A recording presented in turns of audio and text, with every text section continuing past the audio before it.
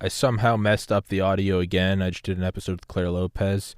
I somehow messed up the audio again to where I had it down pat with the laptop to where the audio was crisp if I screen recorded, but now when I screen record, it uses the audio only from this, meaning this has to pick it up from the speakers of the iMac, which isn't as good as directly ripping. So I think I have to use the iMac microphone to screen record and use the Shure as an input. I need an audio video employee so badly. So again, the audio is kind of messed up on the HD version, and then on Zoom it'll be plenty loud, but it'll be shitty audio. So please bear with me yet again. Thank you for your patience. We stand with Cuba. Thank you. And recording with the one and only Clare Lopez, and first full episode on new camera and new I don't even know what I'm trying to say, new computer. And so this is also, we are now into our third ban from YouTube, but it's not the permanent ban, because I didn't realize this, because we're children and we have to obey the laws of elementary school. A strike only lasts 90 days. So whereas you might be banned for 7 days, after that 90 days, your strike goes away. So my first 2 strikes went away. I uploaded the episode with Dr. Malone, the inventor of the mRNA gene therapy, and they didn't take it down. And so, like a moron, I was like, oh, the communists have changed their mind. So I started uploading. What did I upload? A bunch of episodes of Clare Lopez and Dr. Hodgkinson. Oh, dear. Banhammer. And yeah, they didn't like that. So I appealed it and said that they banned me because I was gay, which isn't true. And they didn't like that. So, but enough with that. Clare Lopez returning once again, rocking a brand new haircut. So am I. Just, I don't know. Don't hate us because you're not us. I mean, we're beautiful. Miss Lopez, please introduce yourself. Good to be with you again, Tommy. Yes. And so, several things going on right now. And I figured, because I've got you for a limited amount of time, let's choose one and go for it. And so, what is piquing your interest the most? South Africa, Haiti, the election audits, or the push for door-to-door vaccinations? Well, I will tell you what has really focused my attention in the last couple of weeks is the worldwide phenomenon of people standing up to tyranny. Okay? We've talked about Hong Kong before, China before. A weekend ago, I attended what would you call it? A worldwide rally, but online. Okay. For the Iranian opposition. And this was sponsored by the National Council of Resistance of Iran, Mujahideen Khalq. And a bunch of us here in the DC metro area met at a building not very far from the Capitol building on the roof terrace, which was really nice, covered over but open on the sides. So there was a nice breeze flowing through. It was a nice day. It was great.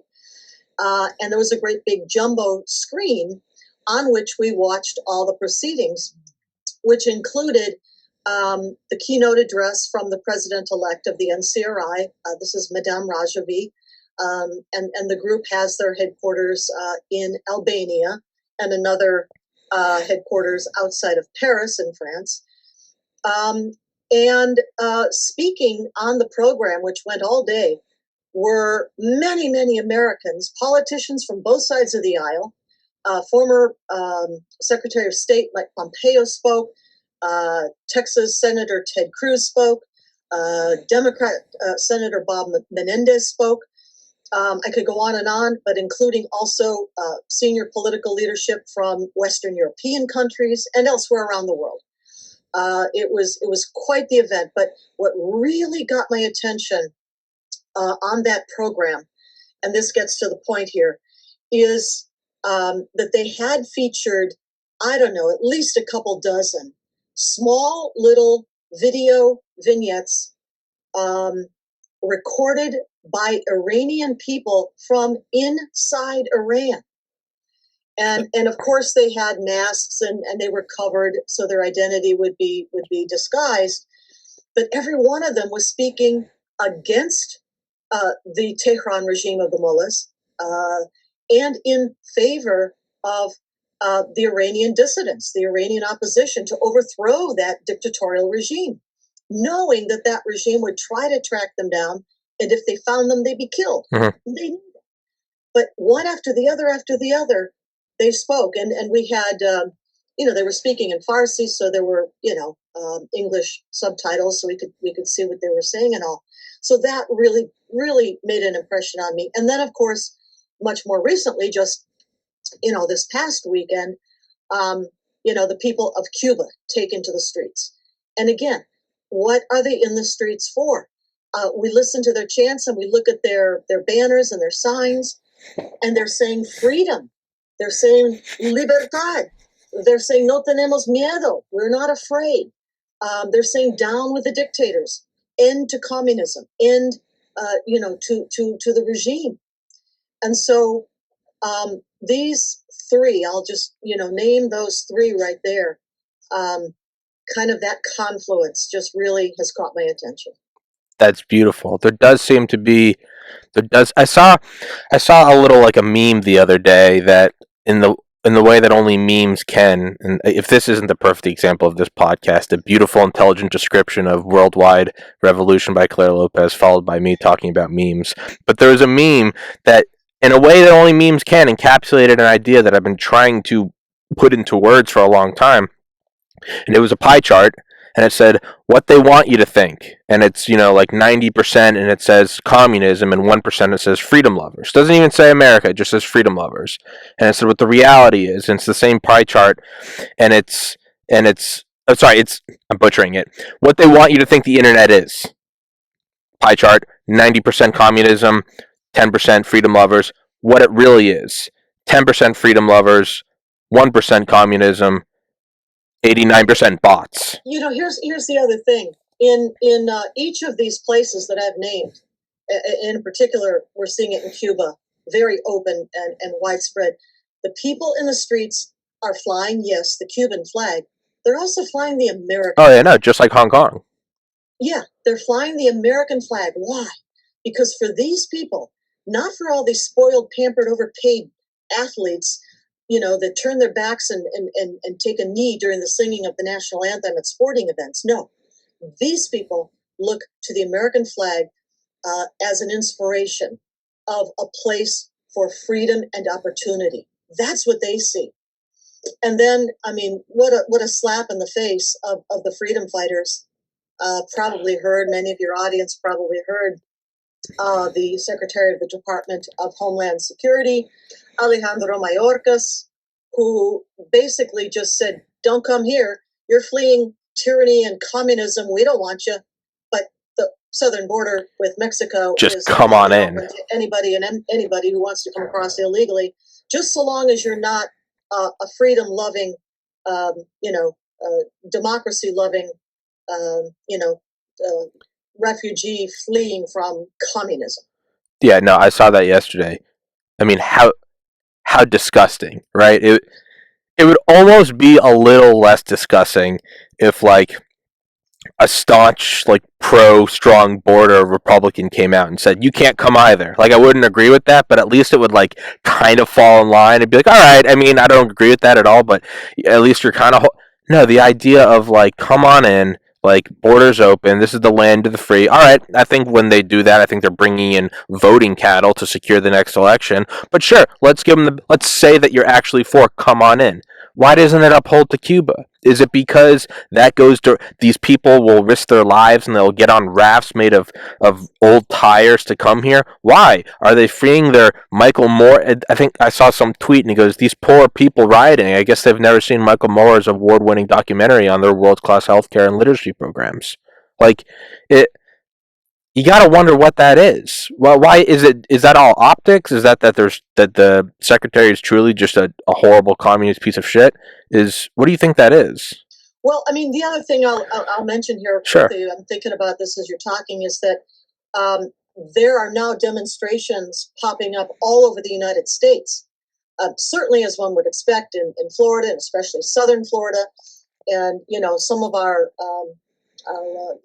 congressional leadership, like Senator Marco Rubio, for example, and others, are speaking out very forthrightly and continuously, in support of, we need to support the Cuban people now, if ever, and denounce communism, denounce tyranny. But elsewhere across the United States, that's not just Florida, there are demonstrations yes, especially Hispanic communities and perhaps those with, Cuban representation.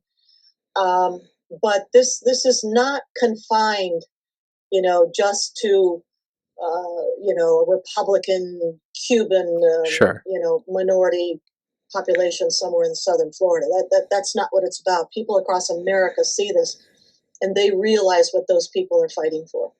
And yeah, I mean, they're hungry. They don't have food. They don't have medicine. They don't have electricity, et cetera, et cetera. But what they really understand is, if they had freedom, they'd have all of the above. Yeah. And indeed, before the revolution in Cuba, back in 1959, when Castro's revolutionaries took the place over, Cuba was one of the most prosperous, top prosperous countries, developing countries in the Western Hemisphere. Really? Certainly in Latin America. I didn't know that. Oh, yeah. It was near the tippy top, first, second, third place in different measures of things like, literacy and business ownership and things like that. And then what does communism do? It destroys all of that. Oh, yeah. In favor of total and absolute power by a small elite who live luxuriously. Who live like most capitalists live. Yeah. Yeah. It's, I mean, if you really wanted to tie their brain into a pretzel, you could say capitalism's like communism. That communism, it's only the very small political elite get to live with all the amenities, and in capitalism, the vast majority of us get to. The poor people in a capitalist society are fat.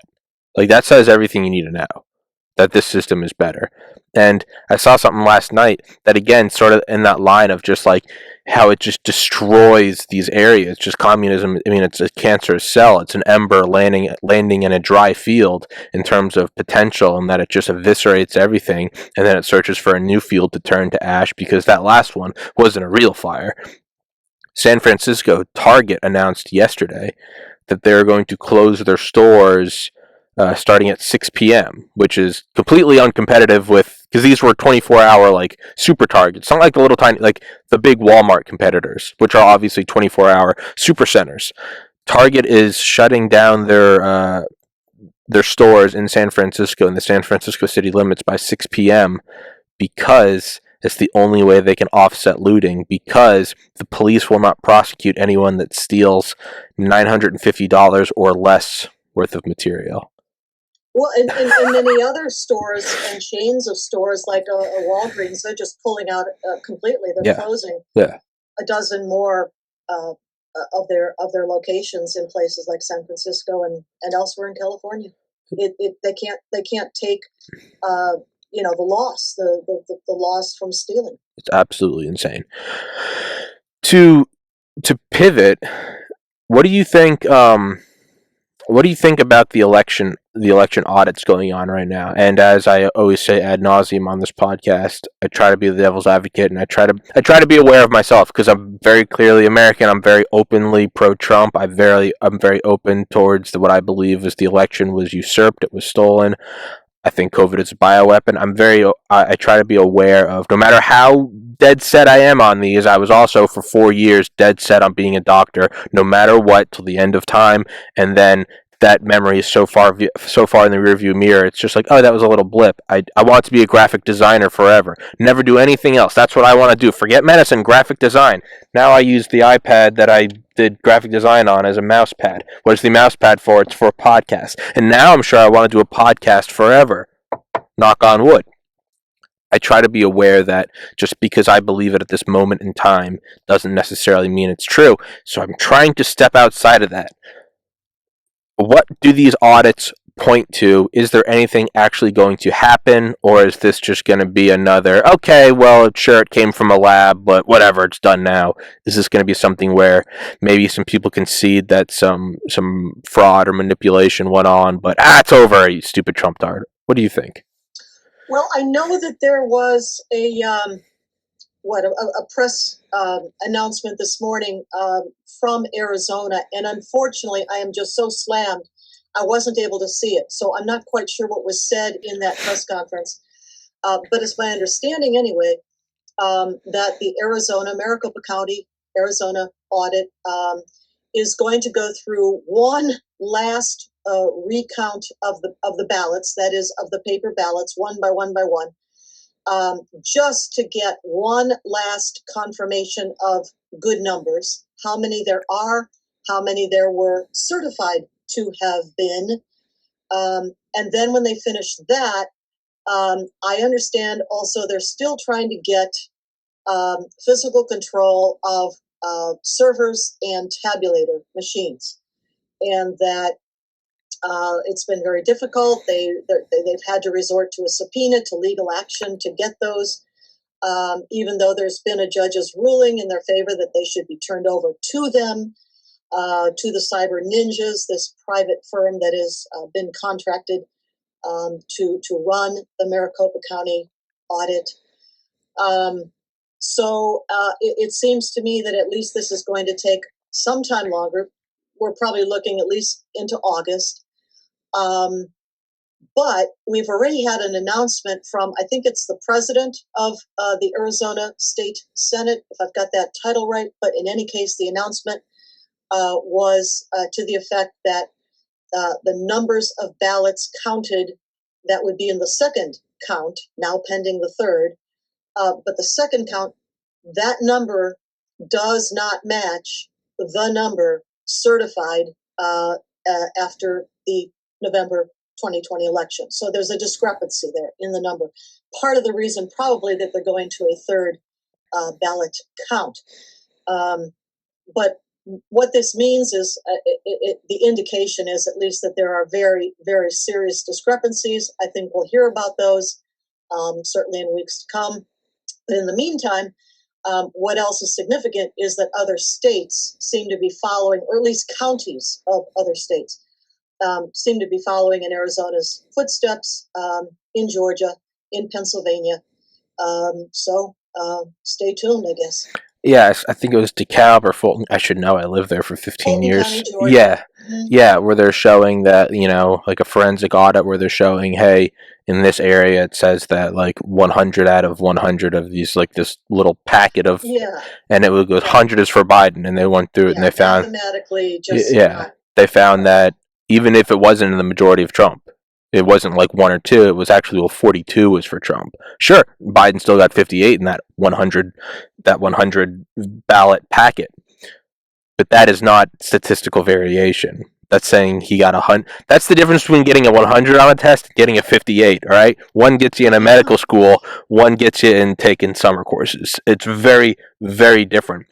And it's, the other thing that always gets me is the mail-in ballots. These were all mailed in. These pristine 16-inch long. There's no manila folder that would hold these. They're all you can see the ones that are mailed in. They're all creased. There's fingerprints and shit on them. Like when anyone mails anything, I have mail in my kitchen right now. Of course, it always looks like it's been through a dryer and gone across the nation, because it has. It's got scuff marks on it. It looks like crap. These are these pristine documents. That's something that you look. No creases. Nothing. Which would have to be there if they had been put in an envelope. And it's just, and I've said this, and I would love to be proven wrong, because that is where growth is made. I just want the truth. If Biden truly shellacked Trump, hey, egg on my face. I was wrong. I'm a moron, and I'll eat that humble pie. Since seriously, it just, I don't like the idea that it's why do we have to audit it? Why do we? If you truly get the most votes in U.S. history, and this was the safest election in U.S. history, wouldn't you say, here's the key to the castle? Look at it all. Read it and weep. You lost. That's what I always think is, it's if the FBI broke down my door and said, "We want to see all the hard drives of your podcast," all right, I'd open it up. I'd pull it out of the. I'd got a fireproof safe right here. I'd open it up. Knock yourself out, man. There's 507 episodes. Like, I don't know if you better sit through all of them. Knock yourself out. Sift, sift through them all. There's terabytes and terabytes. Sift through them all. I don't care. There's something very odd about, you know, and the flip side is people say for 4 years they screamed Russia and they spent hundreds of $1 millions on investigations or tens of millions of dollars of whatever it is, and nothing showed up. And now they're saying you can't even mention election fraud or any sort of investigation. And I say good that there was 4 years of screaming Russia, because to me that almost comes back to like the COVID science. You're not to hold any punches with science. It doesn't say go easy on it. Eviscerate it. Rip it apart as if you pull it down, you get the Nobel Prize instead of your arch nemesis. That's what science is, and that's how we get to where we are now. That's why I have microphones and glasses and flags and 3D printed shirts and phones, is because there's no go easy on it. No, you get destroyed. It's cutthroat. It's Dale with a machete, right? The idea that, yeah, I think it's good they screamed Russia for 4 years because they found nothing. But good, rip it apart. Don't hold any punches. The fact that you cannot even bring it up, to me, is just the eeriest, creepiest. It's the same thing with COVID censorship. It's things that make your noggin kind of go, huh. And I know I'm rambling now, but I know you have to go. I think I still have you for 10 more minutes, but I just want to let you know if you got to go, you got to. Let me sure. add in something that sure. You're bringing to mind for me, and that is something that our founding fathers, of course, could never possibly have imagined when those brilliant men wrote our Declaration of Independence and Constitution and Bill of Rights and the Federalist Papers and everything else. Their biggest concern was tyranny by a central government. And of course, they were looking at the biggest empire, at least in the Western world at the time, and that was the British Empire, which was behaving tyrannically towards the colonies here in the United States, well, in America at the time. And they never could have imagined that the threat of tyranny could come not only from a centralized federal authority, a government, but from private entities, private companies. Or worse yet, as we're seeing now, and this is what you were getting at there, Tommy, it's this nefarious alliance between a tyrannical government and big tech, private industry. It's an alliance. It's an alignment. It's a collaboration. And together, they are suppressing the free speech of American citizens. And that's something different. That's something new. And that's what we're fighting against. I could have sworn I've heard that word so many times in the last 5 years. I can't put a finger on it. What is that? The alliance of government and corporations. Can't remember what it is. It's fascism. That's what it is. Well, except that in this case, it's not really fascism. Okay. This is communism. Okay. We're talking about communism, Marxism, which does, in this instance, the same kind of thing in terms of repression of the population. Yeah. But don't, I don't want people to get the idea that what we're fighting is somehow fascism. It's not. Fascism died with the Third Reich 75 years ago. It's gone. It's buried. It's dead. Okay. But what's rearing its ugly head that never did go away is communism. Marxism, communism, which is tyrannical, to be sure, and is in this unholy alliance with big tech in the United States right now. Last thoughts on what did you think about that announcement 3 or 4 days ago? The Biden administration is going to work with cell phone carriers or service AT&T, Verizon, all that shit. They're going to work with them to fact check SMS messages. And at first, I didn't really care. I thought it was going to be, you're going to get, did you know you can get a vaccine text? Because I get texts about signing up for Microsoft Adobe. I don't care. You just block it once, it's done forever. Whatever. It's no different than spam. I'm not going to clutch my pearls over that. It's starting to look like what they want to do is actually fact check your Well, no, texts. see that's where the flimsy fig leaf cover of we're private company. industry. We're not bound by the First Amendment of the U.S. Constitution. Correct. That's when that falls away, because now it's very open. The United States government is the one saying that they are going to team up with, collaborate with whatever private industry. But the fig leaf is gone. And now we're talking pure First Amendment. Congress shall make no law. This is the government infringing on our intrinsic inherent right to free speech, and that is unconstitutional. Never mind what I think should happen to the big tech industries. Sure. In my mind, my opinion, I think they should be deemed public utilities and regulated as such. 100%. It's up until the pandemic, I still would. I know people would roll their eyes. I would still again, Stockholm syndrome. I'm getting banned by them, and I'm still supporting them. I would still deem them private companies up until the pandemic. Now, when there have been mandates for 18 months about not being able to assemble, you have to make an extrapolation and say, are those the new town square?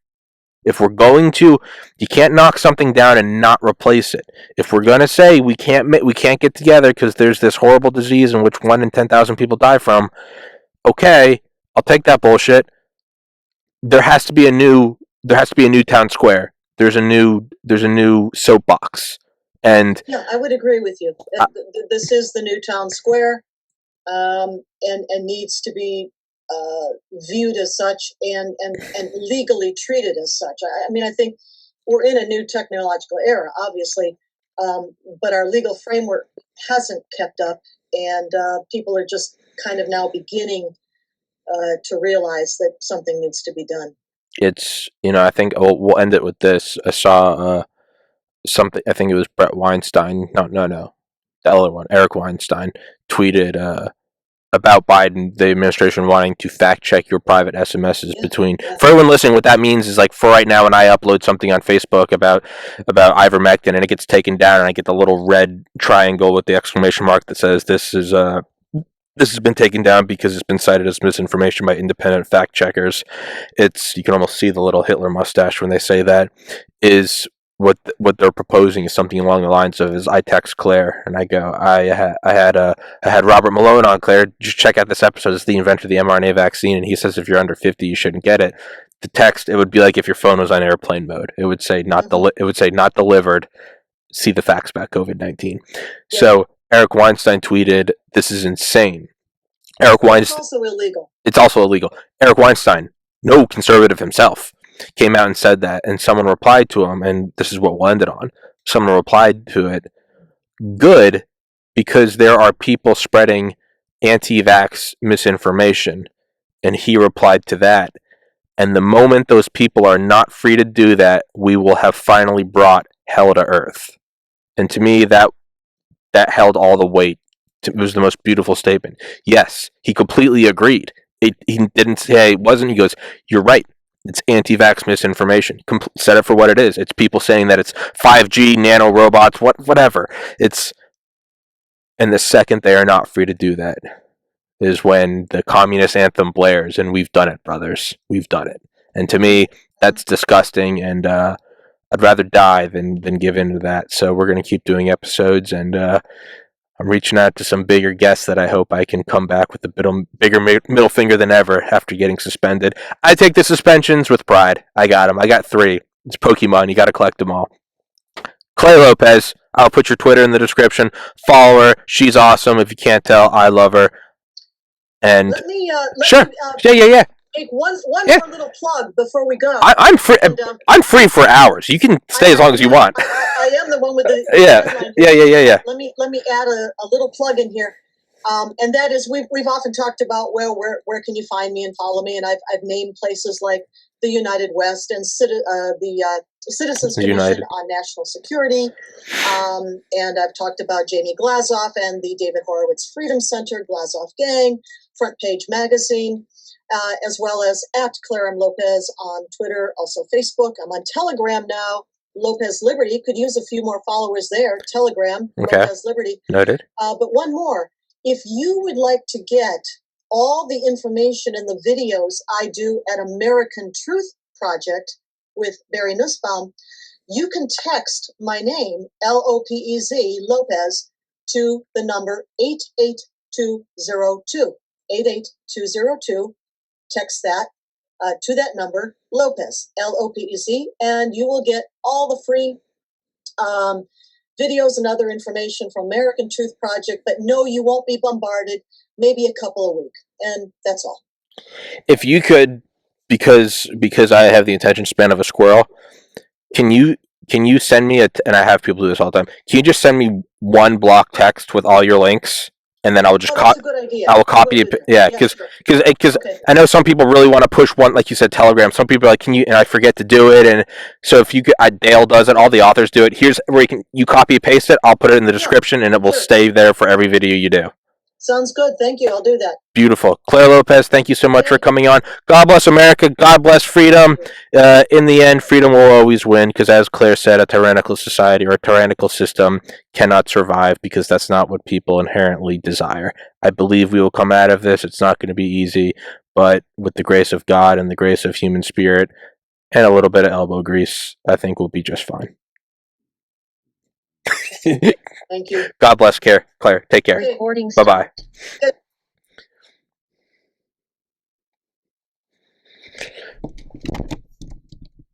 Yep.